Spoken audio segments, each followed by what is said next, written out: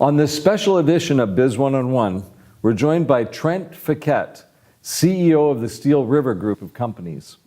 Trent has spent virtually his entire career in construction, ranging from small to massive billion-dollar projects all over Canada.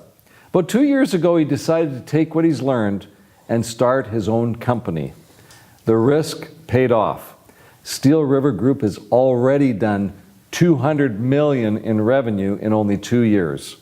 He's here to tell us his remarkable story, some insights he's picked up along the way, and how Indigenous communities are taking control of their economic destinies. Trent, welcome to Biz One-on-One. Thanks for having me, Randy. So this is quite a story.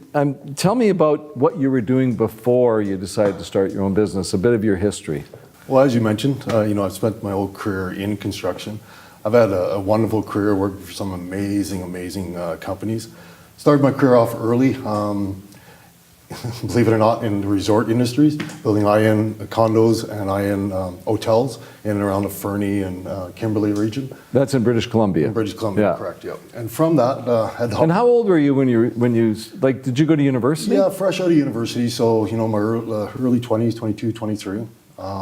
From that, got an opportunity to move up north, way up north in the Northwest Territories. Was a great experience. At the time, it changed my career totally.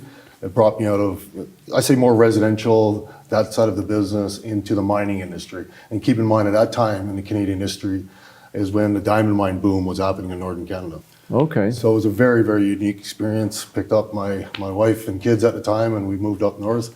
To where up north? Yellowknife, sorry. Yellowknife, okay. And that's really up north. Like for our viewers around North America and even in the UK, we're talking about, it's like the end of the earth almost. It is. I remember the first winter we got there, it was Halloween night.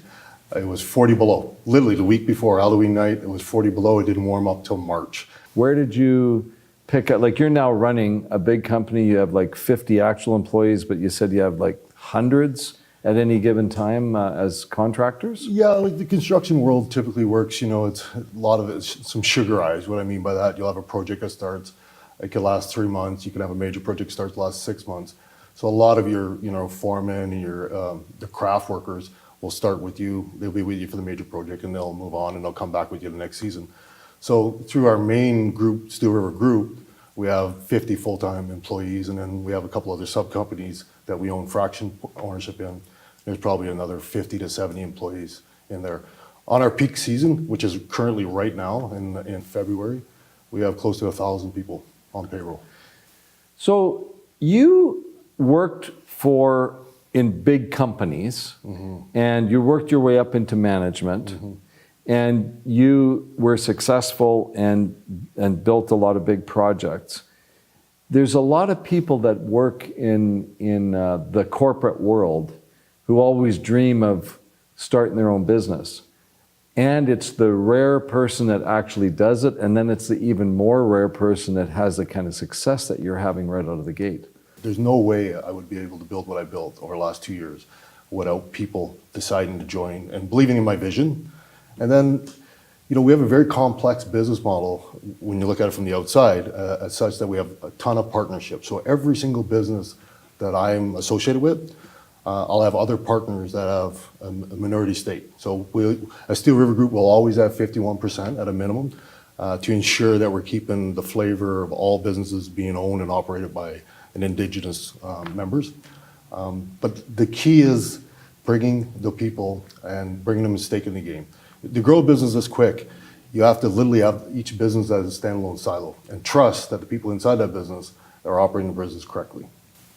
So you partner with other people that have already been entrepreneurs, or most of them haven't been? That's a great question. It's a mix of both. But to be honest, the majority of my current partners are people who never stepped out to be entrepreneurs. And yet they're becoming your 49%, or maybe 2 or 3 of them get together to take the 49% stake. Are you just giving them the equity, or do they buy in, or how does that work? Well, every situation is different. We have 7 or 8 companies at this point. I give you a success story. They're all success stories, I guess. But our first branch off subsidiary company is called Steel River Solutions. And what that company is, a general contracting company, but truly it's a pipeline company. We had two individuals that are my partners. They are absolutely operational excellence, construction managers, superintendent type individuals, but they don't necessarily have the experience and aptitude on the business side. They've never run their own business. Never run their own business. So as a partnership, Steel River Group would come in and provide corporate governance, the back office support on the finances, business development, so on and so forth. They focus on to executing projects. Come that together as a perfect marriage. And where did you get the idea to set things up that way? Are you following someone else's model?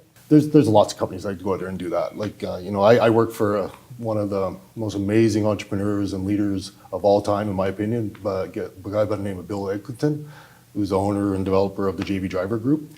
When I joined JV Driver back in mid-2000s, we were doing $50 million worth of revenue, and I went and did the first major project, which was like a $250 million lump sum. And then I moved into a $2 billion project for JV Driver.